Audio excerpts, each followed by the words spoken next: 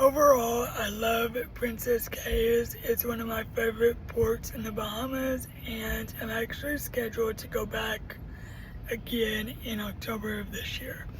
I just wanted to be as transparent with you guys as possible that it may not be the most accessibility friendly place for wheelchair users or for those that have other disabilities, especially visual impairments. It's not somewhere that I could travel solo to just because of all the things I mentioned. But if you're going with somebody who can help you transfer and can help you maneuver the island, definitely go. You will enjoy your time immensely. If you're going solo though, this is not a place that I would recommend.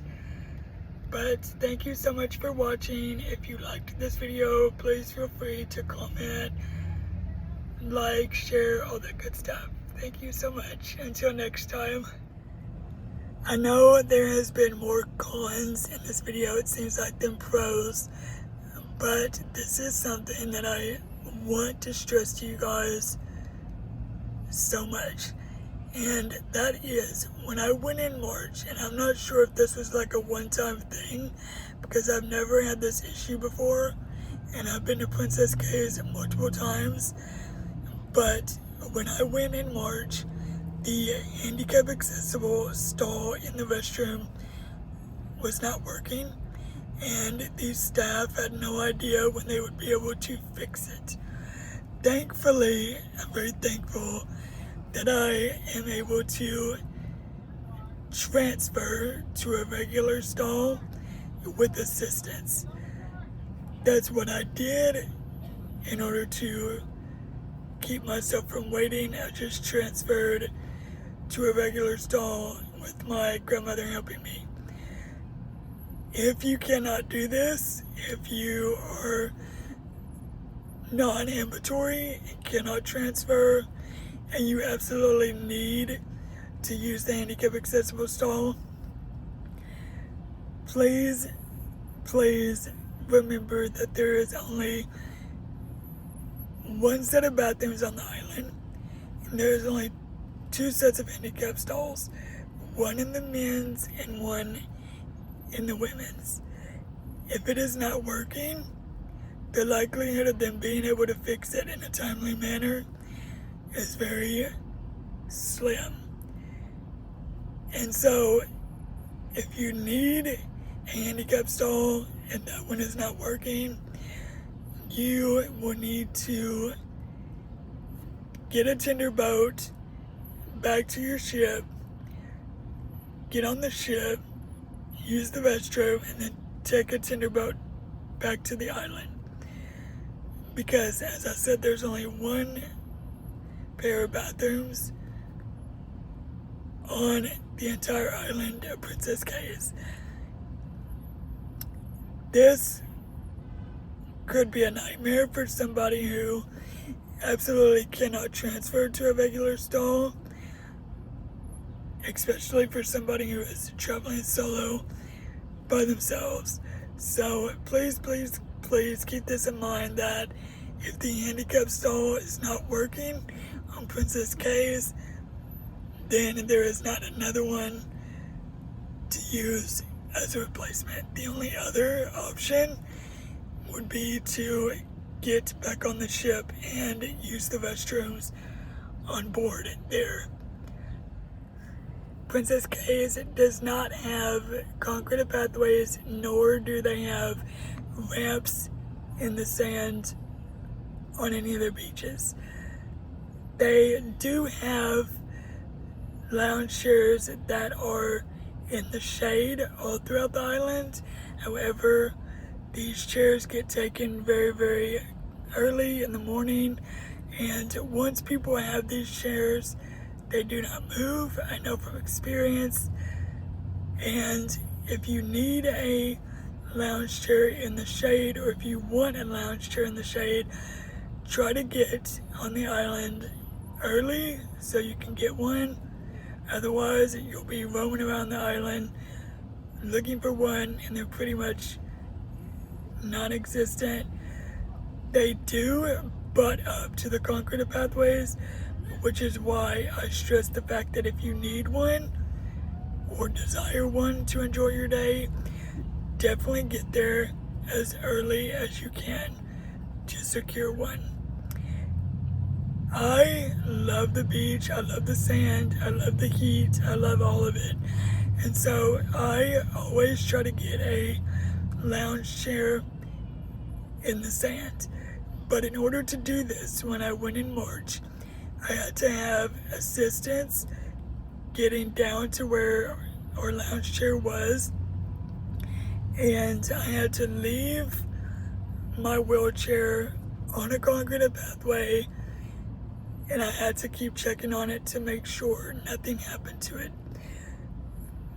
This was not an ideal situation to do, but it was the only way that I could use the desired lounge chair that I wanted and still enjoy my day. Just keep in mind that if you need or want a lounge chair in the sun, and if you're a manual wheelchair user like me who does not have balloon tires on their chair, then you will either have to leave it on a concrete pathway and keep checking on it, or you can also take it into the sand, but you would need somebody to help you put it in the sand. My chair does not do well in the sand, so that's why I didn't do it. But it can be done, it's just not fun, so I opted to leave mine and continue checking on it, and thankfully nothing happened to it. Princess Cays does have a manual beach wheelchair with the big balloon tires that they provide for free in order for individuals to enjoy their time on the beach while they're on the island.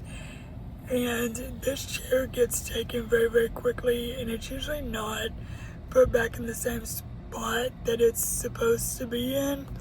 So if you need this chair in order to enjoy your day, then I would suggest either getting there super early, around probably 9:30 or 10 o'clock, or just keep checking around the island in order to see if anybody is using it or if they left it anywhere, because there's only one on the island. There's not another one.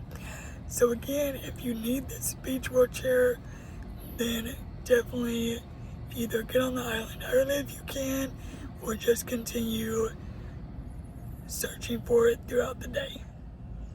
Another thing that Princess Cays has is they have very colorful signs that help direct people where they would like to go, and sort of gives them a sense of direction as they maneuver about the island.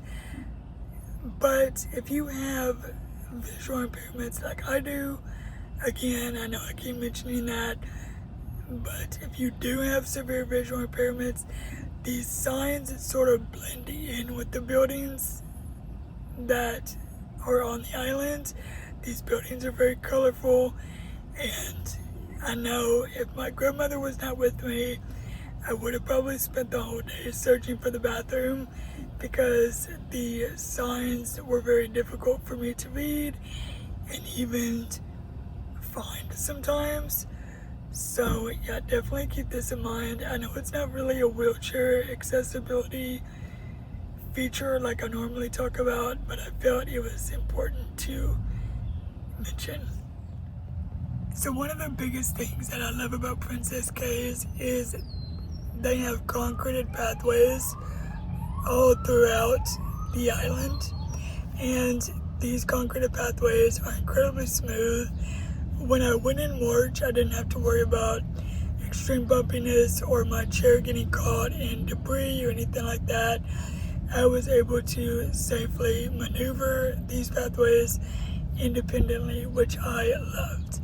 And the only thing that could be an issue if you have severe visual impairments like me is that the concrete and the sand sort of blend in together.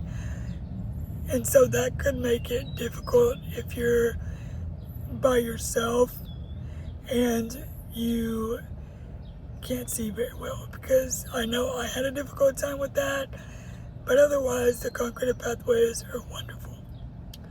They also have bridges that one can go over in order to get to other sections of the island, but these bridges are incredibly bumpy due to being over water, and this water splashes upon the bottom of the bridges, and that's what makes them extremely bumpy. I use a manual wheelchair, and so I was able to go over these bridges fine. My chair barely fit on them, however, so just keep this in mind, especially if you're a power chair user. These may be unavailable for you to use due to the size of your chair. I don't know, I don't have experience with that. I'm just sharing my experience, and the bridges are a great way to be able to explore some of the other parts of the island if you're able. So once you get to the island itself, which is about a 5-minute tenderboat ride, the employees on the tenderboat will get off first, and they will deploy a big huge ramp that you will use to get onto the island. And this ramp is incredibly steep, and if I'm being honest, if my grandmother wasn't with me, I wouldn't have been able to have gotten onto the island safely, because this ramp is actually quite dangerous in terms of how steep it is. I've seen so many people get hurt while attempting to go down it. So if you are on if you use a walker or another type of mobility aid, then please be careful, and please don't hesitate to ask an employee for help, because asking an employee for help is much better than falling and getting seriously injured. So definitely keep this in mind, how steep it is.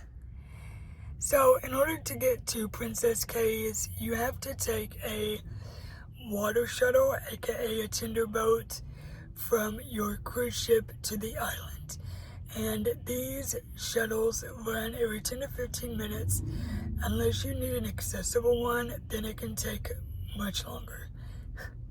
In my experience, when I went in March, it took my family and I 2.5 hours to get an accessible shuttle to the island. However, that is a story for another time, because we were given incorrect directions from the crew on board our Carnival ship. But just be aware that if you need an accessible shuttle, meaning if you are a wheelchair user or use another mobility device, then your wait time can be longer than normal. Hi everyone, Ashley here, and I know it's been quite a while since I've posted anything on this account. I know I've been slacking, I'm so sorry. I'm just now getting back into the swing of things, and I'm excited to be filming today. So this video is going to be a little bit of a deep dive into the accessibility of Princess Cays, Bahamas, which is Carnival's private island, and why it may not be the best choice for wheelchair users or for those who have other disabilities, especially if they're traveling solo. So let's deep dive into it.